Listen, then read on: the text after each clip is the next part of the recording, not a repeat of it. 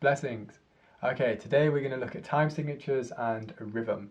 So my expertise is in the field of rhythm as a drummer, and the thing that I understand about rhythm and time signatures is that this is the fundamental law, you could call it, or the universal language of music. So when you see musicians playing together, whether it's a drum circle or a band, um, the reason why all of the musicians can understand where everyone's at and they can all be in time with each other is because they're all following the same time signature. So when you write music down, say it's a jazz band, and you've all got the music in front of you, at the start of the music, there will be a time signature, which basically sets out the time for the whole piece of music, unless it's very complicated and you're swapping time signatures. But generally, the start will tell you what it will be, and then all of the musicians will know that that's what they're going to be following, so they can all be in time with each other. When you're in a drum circle, for example, and somebody's laying down a rhythm, and then another person comes along and starts jamming along, the reason why they can just do it without even talking to each other or like explaining what's going on is because you can feel the rhythm. Like when you're dancing, you can feel the rhythm, and when you can feel and understand it, you can start to play along and improvise around the basic rhythm. So for me, with the handpan, the rhythm is the core of what I do. And what I'm going to tell you about now is how you can start to understand the basics. So time signatures can go very technical, but what we're going to focus on in this beginner course is 4/4 time signature. So that's the most common time signature in the world. It's in all Western music. Pretty much all the Western music you'll hear will be 4/4 time signature. It's very common, and so therefore you'll understand this without even knowing. If you don't know much about it, you will feel it before you even know what it means. So what it means is 4/4. So when you write it down, it's like a 4 with a line and another 4 underneath. So the top 4 means there's 4 notes in a bar, and the bottom 4 is referring to what each of those 4 notes, how much value they have, how much weight they carry. So for example, if you were going to have a bar of music in 4/4, if you had one note, it would act as a whole note which has 4 counts to it. So it's just 1, 2, 3, 4, 1. But that one note carries for the whole bar, taking up 4 notes. And then you could have 2 notes in that bar, which would be like 1 and. And then you can have 3 or 4, and it goes on. So you've got a whole note, or you can do a half note, quarter note, an eighth note, 16th note. We'll go into more detail about that. But what we're going to work on today is the basics of the 4/4 time signature and how you can start to practice with the handpan. So what we're going to use for this is a metronome. So I've got a basic metronome app on my phone, which is actually free. If you go onto your app store, you'll be able to find one, or you can buy one online, which is like a battery powered one. Basically, a metronome is the timekeeper, and it's really good for practice. Sometimes bands will all have the same metronome in their ear so they can all play along at the same time. But generally, I would say it's really good for using for a practice tool. So on the metronome app, you'll have BPM, that means beats per minute, and then you choose the time signature, which is 4/4, and then you press play. So I've set this to 60 BPM, and then it clicks like that. So you've probably seen this when you've seen videos of like a piano player and they've got this sort of clock which is counting the time. And this is what all musicians can use for practice, and especially drums and the rhythm. So how this works is I'm going to show you a technique which I call the 1s, 2s, 3s and 4s. So basically we can do, if you can imagine 4 bars of music, then we can try doing 1 note in each bar, or 2 notes in each bar, or 3 notes in each bar, or 4 notes in each bar. So then basically you're staying with the same time signature, but you are manipulating the amount of notes you can put in that space of time, and therefore using rhythm to kind of create your own music within the time signature. So for example, we're going to use the handpan shoulder for this technique, just to start off to get the basic understanding. And I'm just going to show you the exercise that we're going to work towards so that you get an understanding of what we're going to do with the metronome, and then I'll go from the overhead view to show you a better viewpoint. So I'll start the metronome, I'll count us in, and then I'll do 4 bars of 1s, 4 bars of 2s, 4 bars of 3s, and 4 bars of 4s. And then I'll come back down, 4s, 3s, 2s, 1s, and that'll be it. And I'll show you that now. So we've got it, so it's like 1, 2, 3, 4, 1, 2, 3, 4, 1 and 2 and 3 and 4 and 1 triplet, 2 triplet, 3 triplet, 4 triplet, 1 banana, 2 banana, 3 banana, 4 banana, 1 triplet, 2 triplet, 3 triplet, 4 triplet, 1 and 2 and 3 and 4 and 1, 2, 3, 4. So what I did there, I was counting as I played. So you've got the 1, 2, 3, 4. That's like the key, the 4/4 time signature in the background.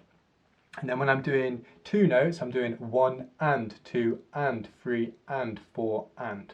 When I'm doing triplets, I'm doing 1 triplet, 2 triplet, 3 triplet, 4 triplet. So that's like the same amount of syllables, so it makes sense to use that word.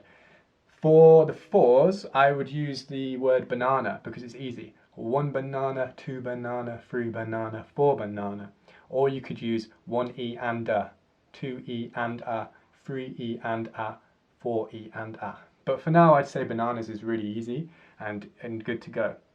So that's what we're going to go through, and I'm now going to show you how you can start doing that with the overhead for you. Okay, so what we're going to look at now is an exercise which I call 1s, 2s, 3s and 4s. As I've explained, we are going to do this exercise in 4/4 time signature. So what that means is there's 4 beats in each bar. So if you can imagine a bar, if you have one note in that bar, that note will count for 4. If you have 2 notes in that bar, each note will count for 2. If you have 3 notes in that bar, each note will count for 1/3.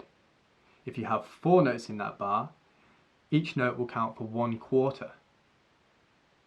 So the general idea is that we're going to stick to the time signature and we're going to play around with different rhythms and fit different amounts of notes in the bar. This will really help you to start to understand how you can manipulate rhythm and really start to enjoy playing. So I'm going to show you what we're going to do, and then I'm going to explain how we can use that with a metronome as well. So here's an example. I'm going to count us in and then show you. 1, 2, 3, 4. 1, 2, 3, 4. 1 and 2 and 3 and 4 and 1 triplet, 2 triplet, 3 triplet, 4 triplet, 1 banana, 2 banana, 3 banana, 4 banana, 1 triplet, 2 triplet, 3 triplet, 4 triplet, 1 and 2 and 3 and 4 and 1, 2, 3, 4. So as you can see, I was playing that exercise on the shoulder. You can play it anywhere you like, but it's all about the rhythm. That's the most important part of this exercise. So that was without the metronome. Now I'm going to show you with the metronome. So I've got this app on my phone, it's free, and I would recommend you get one as well. Just type in metronome into the App Store and I'm sure you'll find one.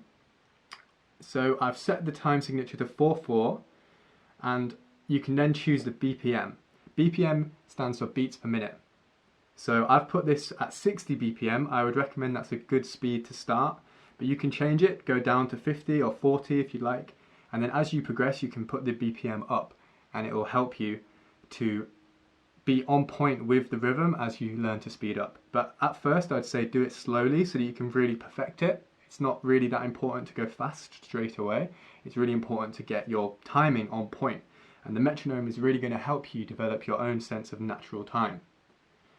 So I'll start this off and then I'll do the same exercise with the metronome. So feel free to join me on this one.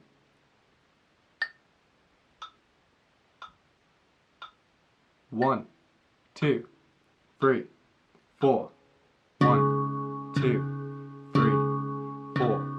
1 and 2 and 3 and 4 and 1 triplet, 2 triplet, 3 triplet, 4 triplet, 1 banana, 2 banana, 3 banana, 4 banana, 1 triplet, 2 triplet, 3 triplet, 4 triplet, 1 and 2 and 3 and 4 and 1, 2, 3, 4.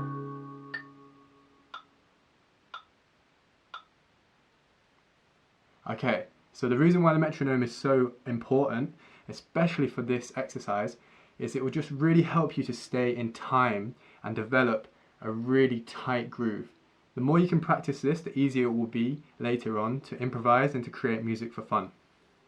Alright, so now we've gone over the basics of time signatures and the 1s, 2s, 3s and 4s practice technique. So what you can do now is practice that in your own time, get a feel for using the metronome to practice so that you can get the time spot on. It's a really good tool. The more you use the metronome, the more you'll develop your own natural sense of time, which is a really important thing, because then you can hold the rhythm and keep it steady when you're not listening to a metronome, when you're just playing live.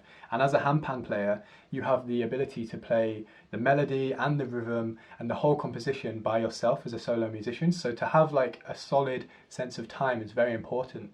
So the metronome will really help you with that. Also with the exercises of the 1s, 2s, 3s and 4s, it will just help you to understand how you can split apart rhythm and manipulate it, fitting different amounts of notes into each bar. So as always, I would say use this as an exercise to begin with, and then start playing around with it in your own way. Start experimenting, maybe try doing like the 1s to 4s or 1s to 3s, 1s to 2s, try it in different orders and just have a play with the metronome and without, and just go from there and see what feels good for you and just get into a groove of it. I really feel like this instrument is so easy to find a meditation flow state. So when you get into the practice and you start playing, find a groove and then just go with it and just like play around with it and just find that rhythm. For me, drumming is such a beautiful thing because it allows me to get into a place of no mind. So rather than always being in my head, in my mind, when I'm playing the drums, I can find this space where I'm not thinking about anything and I'm actually just in the moment playing. And then sometimes I find myself trying to think about what I'm doing and then I'll lose it. But it's a beautiful place to be. So I'd really try to find that and enjoy that experience of just creating music and playing from your soul. And like the more you understand this technique and the more you can use this exercise, the 1s, 2s, 3s and 4s, the more fun you'll be able to have to create music, because this is the basics, and then when you understand this, then you can start to use it in infinite possibilities and create music like it's endless. So this is the basics, and the more you practice this, the easier it will be later on to start creating your own music and to start improvising. So I hope you've enjoyed this lesson, and next time we are going to look at rudiments, the basics of those and how they can be incorporated into the handpan. So I'll see you next time. Blessings.